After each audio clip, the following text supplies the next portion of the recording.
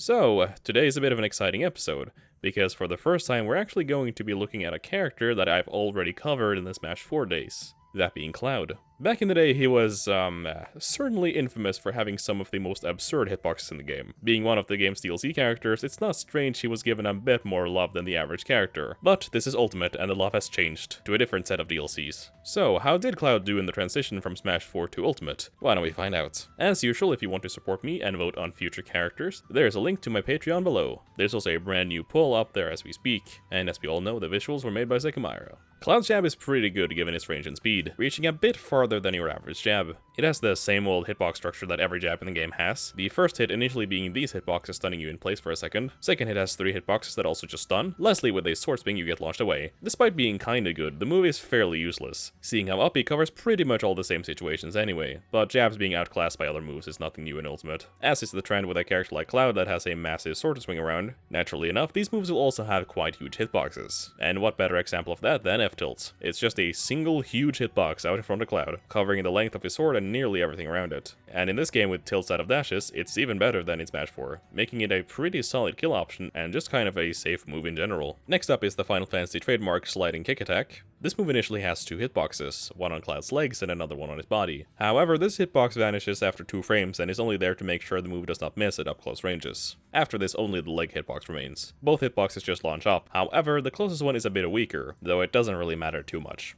Cloud also has some partial intangibility on his leg during the move, making it a bit safer, which is nice. It's a decent move and does at least put the opponent in a tricky spot if you get hit by it. Up tilt is quite the hitbox. Cloud swings his sword above him, which needless to say, granted its size, leads to a pretty disjointed move. The move has 4 hitboxes, 3 on Cloud's sword and 1 on his body. The sword hitboxes stay out for 1 frame longer than the body one, but they cover so much area in total that it really should not be a problem. These hitboxes are way bigger than his actual sword, and as a result will cover to the sides of Cloud as well, which can be very helpful in some situations. Good to see some of the DLC is still alive and well, all these years later. The move itself is perhaps a little slow to be useful a lot of the time, though it can be good for anti-airing.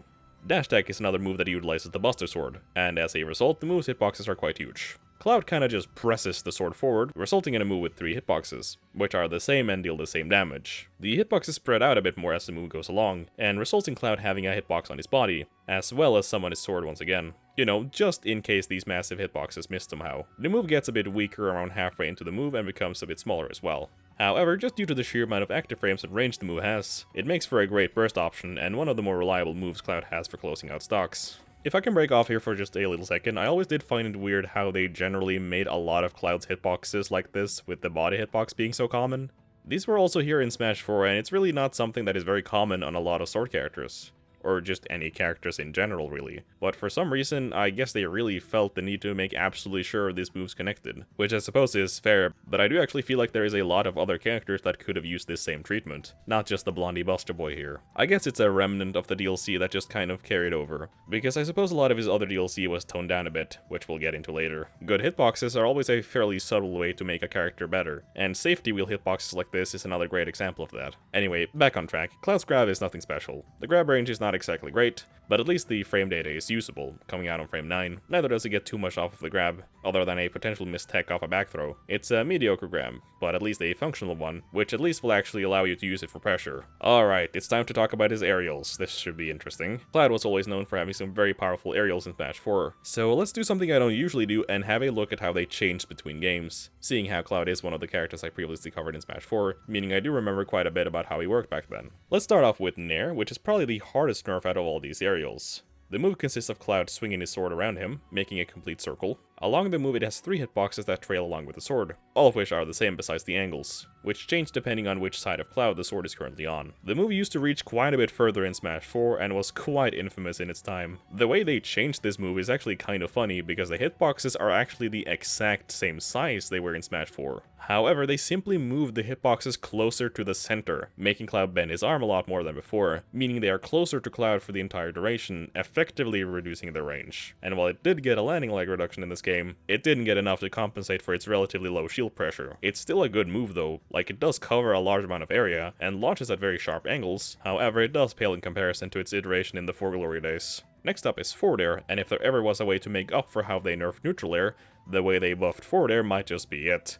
Cloud swings his sword downward in the air, and this move might just be a contender for the award for the biggest sour spot to sweet spot discrepancy. It has 4 hitboxes, 2 tiny ones in front of him, which are the sweet spot, and 2 other massive hitboxes around them and on his sword, which are slightly weaker, though they only have a single % parting them. The 2 sweet spots are overlapped, and have aerial and grounded flags to differentiate. In the case of the grounded one, it just kinda launches you up.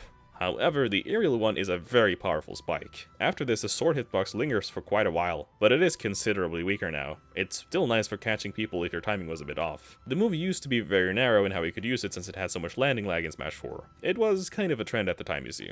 The hitboxes were also completely identical. However, the thing was that they cut a ton of landing lag off of this move, and didn't really change the power much at all, meaning it's actually very safe now, and hard to punish out of shield. You know how it goes, Sakurai giveth and Sakurai taketh away. And Sakurai must have been in a good mood the day they ported Cloud, because they made his back air, a move that was already very good in Smash 4, even better in Ultimate. Cloud swings his sword behind him, resulting in a huge hitbox covering the whole sword in length and 3 times the sword in width. It's active for 2 frames, but in that short time, the move covers a huge amount of area. It's very strong and launches at a merciless angle, and it was actually exactly the same in Smash 4, just with more landing lag. However, in Ultimate, the move has nearly half the landing lag it had in Smash 4, which is not unusual, but you really feel it on moves like these. So while some of his moves certainly are worse, some of the other ones definitely got the longer end of the stick. Well, speaking of moves that got the long end of the stick, there always has to be some that, don't.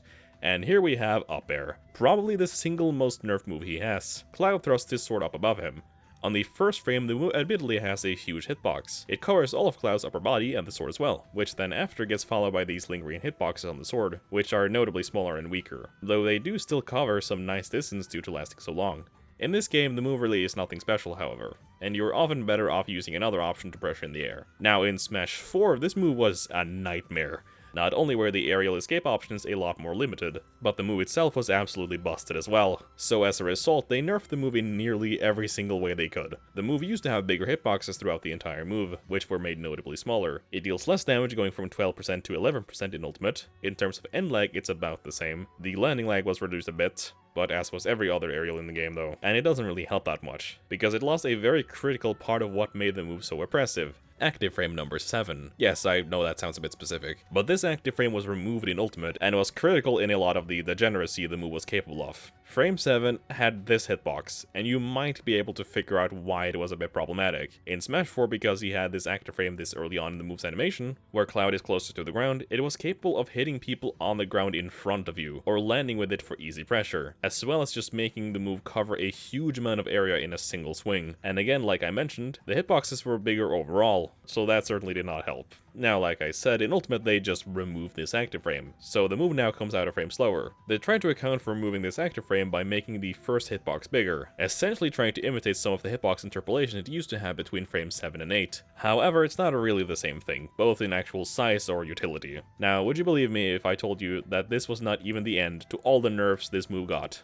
Just to drive home how insane this move was, it used to have an auto-canceling window that ended exactly 1 frame after the last active frame. Auto-canceling being a specific frame of the move where you are still in the move's animation, and therefore still in the startup or end lag. However, if you land during these frames, you will not get any end lag, meaning if you could time it right, you could have an endless barrage of up airs. This was changed to auto-cancel later in the move, now being on frame 32 instead of frame 26. Needless to say, this move got hit hard. But to be fair, it also did have it coming after all the crimes it committed in Smash 4. It's still usable, but just a bit more narrow in where it's actually useful. But I have talked about up air for long enough. It's probably one of the most interesting moves in Smash, just the fact that it ever got made in the first place, and how they went about rebalancing it. So many small things came together to make an absolute monstrosity. But, you know, it's not like we don't have our fair share of those in Ultimate as well. On the contrary, down air is at least a much simpler move. It's very similar to how it was in Smash 4 with a few exceptions. Cloud just kind of pogos his sword into the air. First it has 2 hitboxes, one that covers his entire sword and one smaller one in the middle, which is the sweet spot.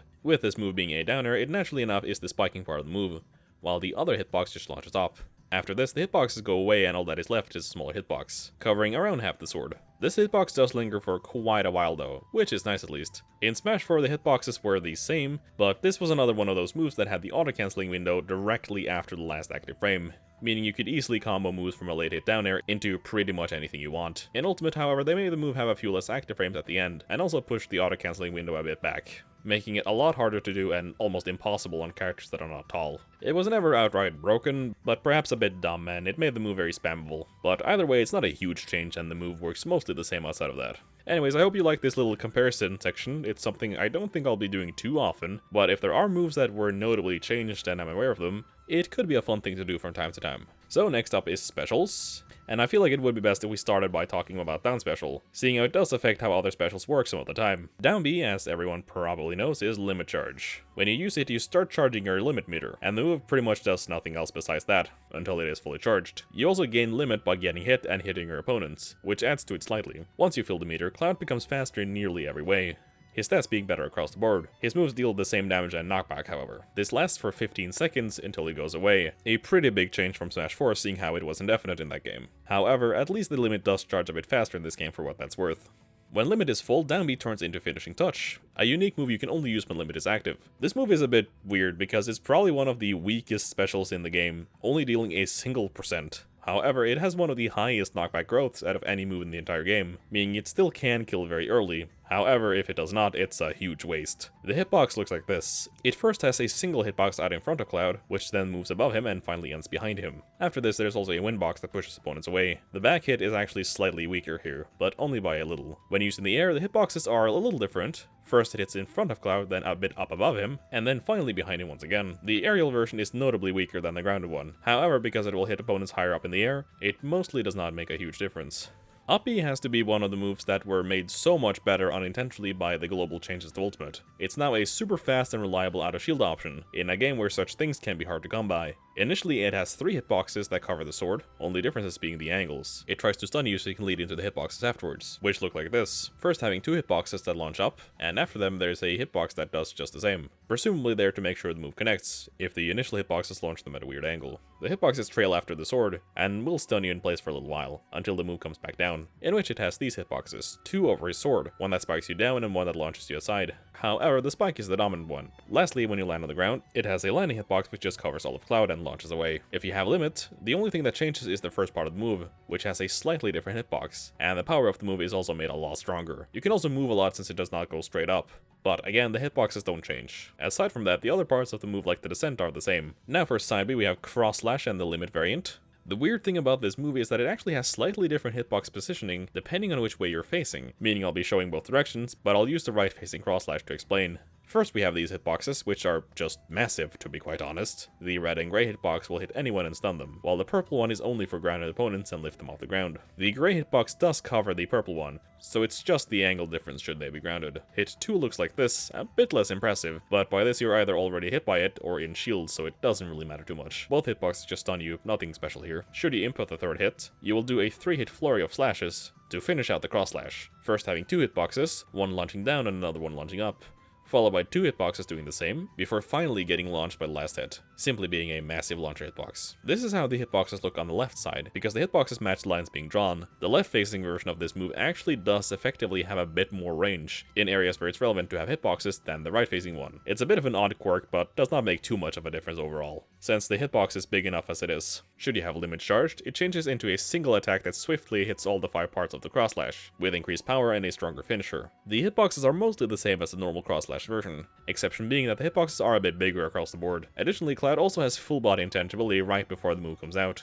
meaning you can't really stop it at that point. To the left it looks like this. Again, the same hitboxes, just arranged a bit differently, but nothing else changes. Lastly, we have Neutral B, also known as Blade Beam. This one is a pretty simple projectile, just tracing along the ground until it ends or hits anything. When used on the ground it looks like this. Initially it has a small windbox blowing you back a bit, just to make sure the move hits better. A bit unnecessary perhaps, since the hitbox is big enough and also jostle exists, but be my guess. It just consists of 2 hitboxes that fly away and get weaker halfway through the move. In the air it's pretty much the same, except it travels less far and deals less damage. The limit version is quite similar. Now on startup you have a bunch of body intangibility. The beam travels farther as well and deals more damage, as you would expect. The aerial version is the same, having body intangibility and being bigger, faster, and stronger too. Here's a chart showing all the different max ranges, if you should be wondering. Finally we have his smash attacks. where we start with up smash. This move is a bit odd and takes us back to the good old body hitbox Cloud seems to love so much. On the first frame it has 2 hitboxes, one frame later it adds 2 hitboxes, one on his body and one on the bottom of the sword. These 2 new hitboxes are a bit weaker than the other ones on the sword. After this, 3 hitboxes remain on the sword and become weaker for the next 2 frames, before disappearing. Pretty good move for a gamble on getting a kill up close. The move certainly does pack a punch. F smash is a 3-hit move.